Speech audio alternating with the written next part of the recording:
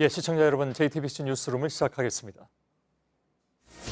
강남의 수요에 대해서 말씀을 하시는데 강남이 좋습니까?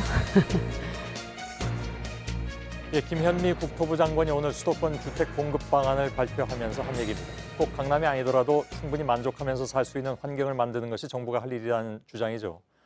오늘 나온 대안은 서울 서부권에 2곳의 신도시를 만들고 자투리 땅도 활용해서 11만 채를 짓는 겁니다.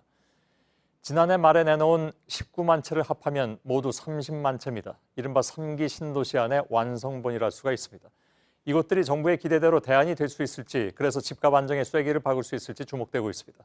먼저 어떤 지역이 선정됐는지 두 기자가 차례로 전해드리겠습니다. 3기 신도시로 추가 지정된 경기도 고양 창릉동과 부천 대장동은 대부분 그린벨트 지역입니다. 고양에 3만 8천 채, 부천에 2만 채를 지은 뒤 2022년부터 분양할 계획입니다.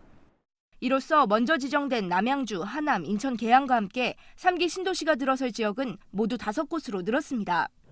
여기에 81곳의 자투리 부지까지 활용해 모두 30만 채를 지을 예정입니다. 입지를 결정한 가장 중요한 기준은 서울과의 거리입니다.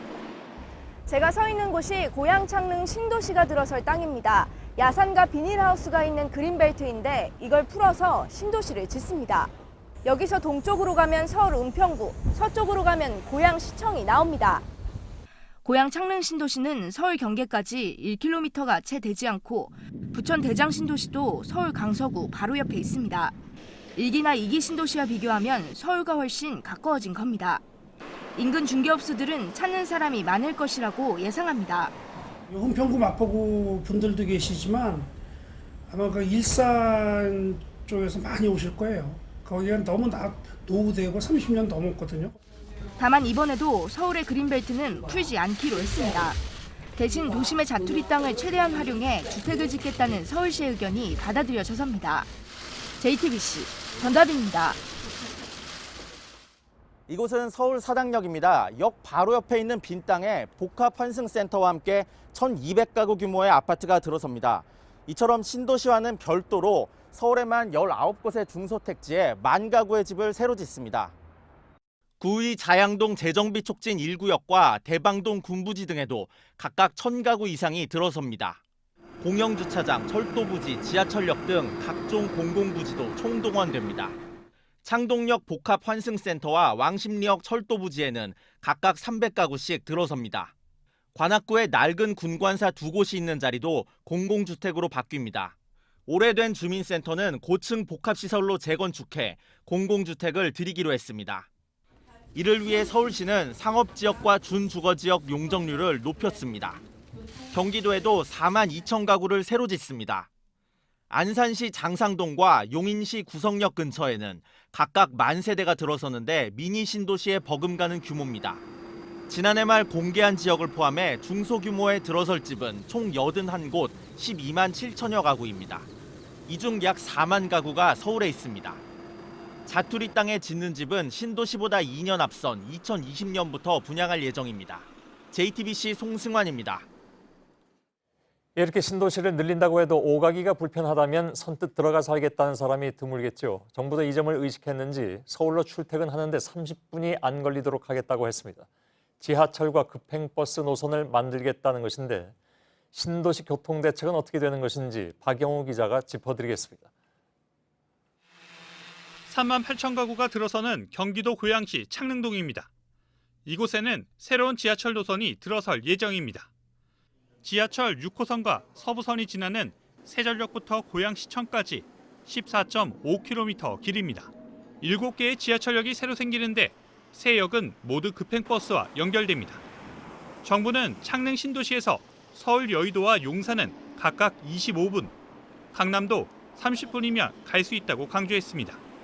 부천 대장동은 급행버스 중심으로 교통망을 새롭게 짰습니다. 고속 급행버스로 김포공원과 부천 종합운동장을 연결하는 노선을 만들고 광역 급행철도를 함께 이용하는 방식입니다. 이 경우 대장 신도시에서 서울역까지는 30분, 여의도는 25분 걸릴 것이라고 국토부는 봤습니다. 두 지역 모두 자동차 전용 도로도 추가로 만듭니다. 정부가 이렇게 교통대책을 강조하는 건 동탄이나 김포한강 신도시처럼 가까운 지하철역이 없고 서울 출퇴근이 불편해서 입주를 꺼리는 경우를 막겠다는 겁니다. 하지만 이번 신도시 입주가 마무리되는 2028년에야 광역교통망이 완성될 예정이라 먼저 입주하는 가구들은 불편을 감수해야 합니다. JTBC 박여우입니다. 예, 오늘 발표로 정부가 계획한 부동산 공급 대책은 이제 다 나온 셈이죠. 그럼 이제 집값은 안정되는 것인지 혹 예상되는 부작용은 없는 것인지 취재 기자와 조금 더 짚어보도록 하겠습니다. 경제산업부 이현 기자가 나와 있습니다.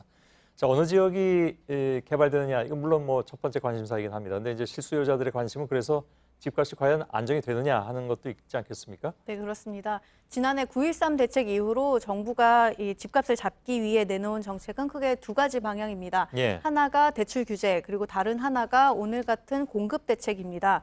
일단 이런 대책이 효과가 나타나면서 최근까지 집값은 비교적 안정적인 흐름이었습니다. 예. 한국감정원이 매주 발표하는 아파트값 동향을 보면 서울 아파트값은 지난달까지 25주째 내렸습니다. 예. 꽤 긴 기간 동안 내리는 거네요.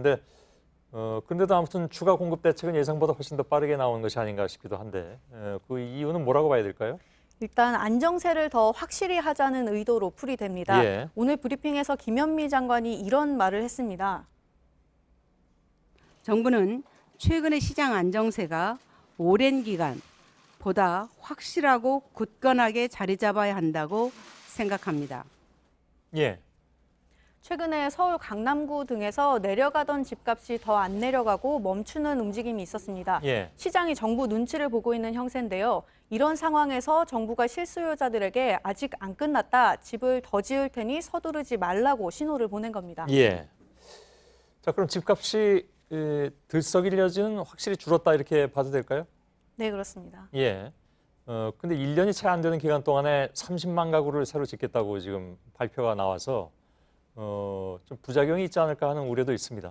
그렇습니다. 이제는 과잉 공급을 우려하는 목소리가 나오기 시작했습니다. 예. 인천 검단이라든지 파주 은정이라든지 2기 신도시 분양도 아직 다 끝나지 않은 상태입니다. 예. 서울과 더 가까운 곳에 대규모 신도시를 만들기로 하면서 이들 2기 신도시 지역에선 자칫 미분양 사태가 나올 수 있다는 우려가 나옵니다. 예. 그리고 일산을 비롯해서 1기 신도시에서도 집값 하락을 우려하는 목소리가 있습니다. 뭐 일리 있는 그런 우려이기도 하네요. 그리고 아까 잠깐 교통대책을 이제 말씀드렸는데 문제는 속도인 것 같습니다. 이게 너무 늦게 되면 그만큼 불리해지니까 어느 만큼 될까요, 그거는? 전문가들도 신도시 성패는 교통망 확충에 달렸다고 봅니다. 예, 예. 집 짓는 것도 오래 걸리지만 이 지하철 같은 거 만드는 건 더 오래 8, 9년 정도 걸리거든요. 예. 일단 정부는 최대한 3기 신도시 입주 시점에 맞춰서 GTX라든지 고양선이라든지 대중교통도 개통하는 게 목표기는 한데 예. 이전 사례들을 보면 쉽지만은 않았습니다. 그렇겠죠. 알겠습니다. 이현 기자와 함께 짚어봤습니다. 수고했습니다.